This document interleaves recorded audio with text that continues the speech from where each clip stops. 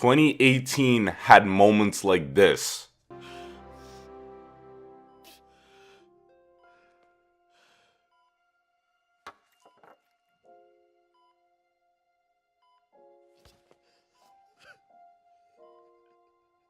And like this. It all makes sense now.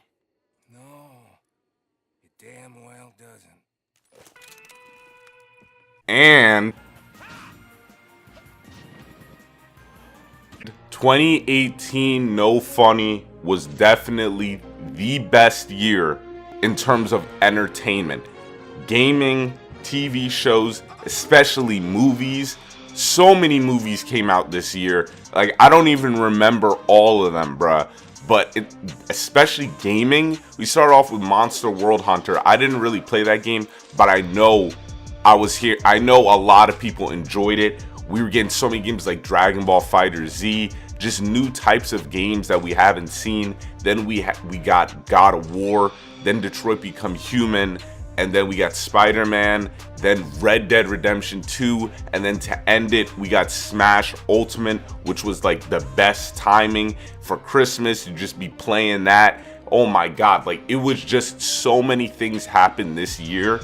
And honestly, this was definitely my favorite year, and maybe it might be the best year of gaming that we've had in a very long time. Yo, what's good? Happy New Year's Eve, everybody. You already know it's your boy Ken Wall, and today I'm going to talk about my favorite moments, my favorite games of 2018, and why I think 2018 is the best year. So first, let's discuss why I think this is my favorite / the best year. So the reason why I think this is the best year first is I feel like this year, it really reminded me back in the day. Like, it really reminded me because companies went back to that thinking of consumers always come first. Always think about the consumers. This is for the consumers, and we have to make it where they enjoy the hell out of our game, and it's very focused. Look at Fortnite.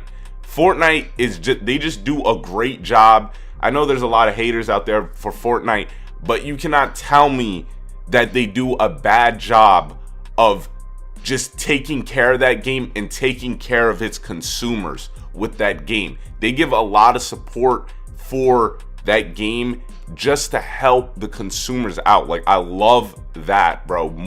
We just need more games like that in the future. And they're definitely pushing the envelope, and games are definitely going to follow that trend. And there's just so many games like that in 2018. Another thing is the reason why I felt like this year really reminded me of back in the day was we got a lot of story games. Like the story elements in some of these games, bruh, were just, they were topping some movies, dog. Like, they were just blowing my mind. Like, God of War was definitely the story elements in God of War, and Red Dead. There was just so many games that were just story driven, and I've really missed that. I don't really feel like multiplayer was like the biggest thing this year besides Fortnite.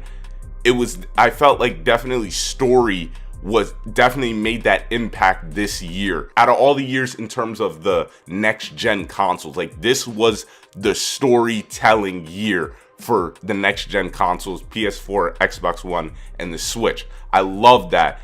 And another reason why I think this is probably the best year is we didn't really have flops this year. I think the only flop really was King of Thieves. Sea of Thieves, honestly, I think that was the only, like, that shit was trash this year. That was the only game. But other than that, I'm talking big games that just put in work, and they were just great. They were just solid. 2019 definitely going to have to, I don't know what they're gonna do, because 2018, yo, that was fire. This year was fire, like no gas. This year had just so many games that, especially the games that I'm gonna say my top 5, probably, it's gonna be hard to beat. So let's get into it. My top 5. Here we go. Number 5 probably goes to A Way Out, because that ending, it was a short and sweet game. It was $30, and it was just story, and I loved how it went back to couch co-op, and it just focused on the narrative. There's no multiplayer. It just focused on the game that they had, and that ending where you had to go against your teammate, like, bro, there's not a lot of games that do that, where they just do a complete 180 on you and you have to kill the dude you were working with all game. That was a very cool moment, and I feel like people kind of slept on it. I could be wrong, but I feel like that should have been a lot bigger, because that was the craziest thing that I've ever played in a video game before. Definitely one of the craziest moments that happened. Number 4 goes to Detroit Become Human. I had like mad people watching me play this game, so it was mad entertaining when I picked the choices. And yo, I loved the choices in that game because, yo, I made my dude Marcus a straight savage. He was killing cops. He was crazy, bro. Like, I loved how everything that it was just your story that you were crafting throughout the game. And my favorite moment definitely was when him and Connor were on the boat, and then the cops found them and they were fighting to get out, and then they had that like cool team up moment. That was fire. And then Connor, when he was in the elevator, like, there were so many moments. Those were definitely my top 2 moments of 2018. Like, those, well, favorite 2 moments of 2018. Like, that was honestly something so sick. I love the story of Detroit Become Human, the choices. Rest in peace, Telltale, because I felt like Telltale could have had something. They had something like that, but Detroit Become Human just did it way better. But yeah, it was just, I love that game. The choices, how if someone else played that game, they could have a completely different ending and a different story compared to you. Number 3 goes to that Red Dead Redemption with my boy Arthur Morgan, Dutch, the Vinderland gang. Yo, I wasn't expecting. Let me just tell you, I didn't like Red Dead 1, so I wasn't planning on getting Red Dead 2. So I started watching some gameplay on Red Dead 2 to see what it's like. And I got to like this long walkthrough where each video was like 2 hours. And I saw myself on part 7. I was like, yo, I need to buy this game. So I buy it. And yo, I loved that game. That's why I'm telling you, 2018 felt very nostalgic in a way where games went back to storytelling, bro. Storytelling, I honestly think, will always be just the best in terms of game. It is just so great. Matter of fact, in terms of entertainment, it will always just be at the top. Red Dead, it's just the gameplay, smooth, fire. But that story, that was Rockstar's best story, especially with characters. I've never seen a character like Dutch, bruh. Like, where this dude, he's not necessarily bad. It's just like, it's so hard to explain. It's just like, he's selfish, but at the same time, his views in terms of what he wants America to be is not bad. Like, this dude, it's just, he thinks he could just trick the system. He thinks he's smarter than everybody else. And he's just so bro, you guys just gotta play the game. I love it. This game definitely had the best character development in any game that I've ever seen before. All right, number 2, we almost there. Spider-Man, let's get it.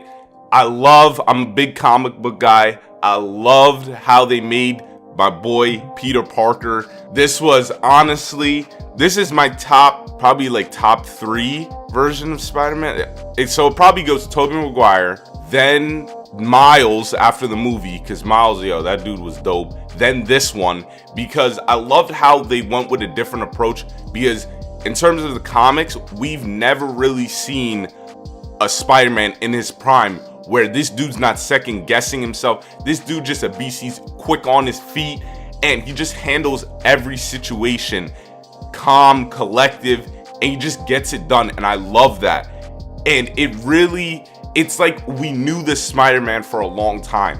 The gameplay, the web slinging, I love how they just really just embraced that Spider-Man 2 type gameplay and just made it 10 times better. I love what they did with this game. And then, like I said, always going back to it, the story with Doc Ock and then Aunt May getting killed. I've always said it, yo, Spider-Man, the consequences of being Spider-Man was there. They kept all the elements. When Peter Parker wins, Spider-Man loses, vice versa. Spider-Man saves the day with the cure, but Aunt May dies. Like, that is perfect. I love that ending. And then him being a mentor slash big brother to Miles was great. Mary Jane was putting in work. She wasn't just some damsel in distress like the movies. It was just great, bruh. Like, number one, let's get it, God of War. Oh my, like, I'm currently replaying this game right now, and bro, there's just so many fire moments. Like, first of all, the first fight with Baldur, the second fight with Baldur, the third fight with Baldur, like, bro, all the fights were insane with that dude. They got that down. Then in terms of gameplay, how they made it open world, I love how they did that, because I didn't know how it was gonna work, but I always like that when they guide you through it, where you're going through the story and then all of a sudden the trace goes like, we can go over here, and then that opens you to the open world activities. And there were just so many activities around the world, and there were just so many things to do, and it just all felt complete. The game just felt so complete. It was perfect, and I can't wait till the sequel. All of these games definitely left that impact where it's like, yo, we need another one. All these games were just, they were fire. Like I said before, I really believe this was the year that we had the most impactful games for these consoles. The Xbox One, Nintendo Switch, PS4. I really believe it, because all the games, I might have not said it, but all of these games did something in the gaming community. You already know Super Smash did something. Super Smash is always lit. It will always be lit. It will always be my favorite fighting game. And in my opinion, this is my opinion, the best fighting game. It will always be that when it comes around. I loved it. Dragon Ball FighterZ was something very cool, even though I didn't get to play it. But all of these games made an impact. You got Fortnite that is just paving the way. You may not like it, you might say it's a kid's game, but it's a great game by itself. I love Fortnite. I loved what they did this year in terms of pushing the envelope and making consumers their primary focus. All of these games did, and like I said, this storytelling will always be at the top. And this year, it definitely showed that with all these games that came out. Storytelling will forever be unbeaten. And I think this is how years to come should definitely go about it with their games. Feel like story games definitely need to come out a little bit more. This year was a nice change of pace, and that's why I loved it. We got so many story games that had so many great moments, and that's what made me feel a little bit nostalgic, because that's a lot of the games that we used to get back in the day, where it was just story, not really a lot of multiplayer, and I really like that. I know some people don't like it, but I really enjoyed that, and I feel like I'm not alone on that. So I hope you guys had a great 2018. I know people are bound to have ups and downs. Shit, I had ups and downs during this year. It's a year, it's a long time, even though it goes by mad fast. Like, bro, I'm not trying to get like, oh, this is getting crazy in terms of how fast these years are going. I'm still growing. Thank you guys for all the support, and happy New Year's. I'm gonna leave you guys with my favorite moments of 2018. Peace. Stay safe.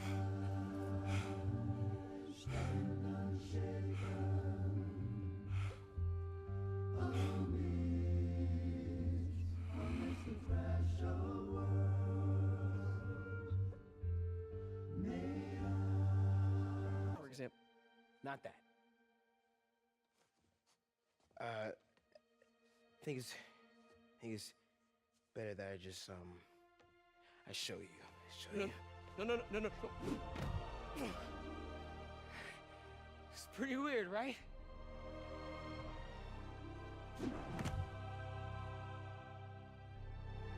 Not that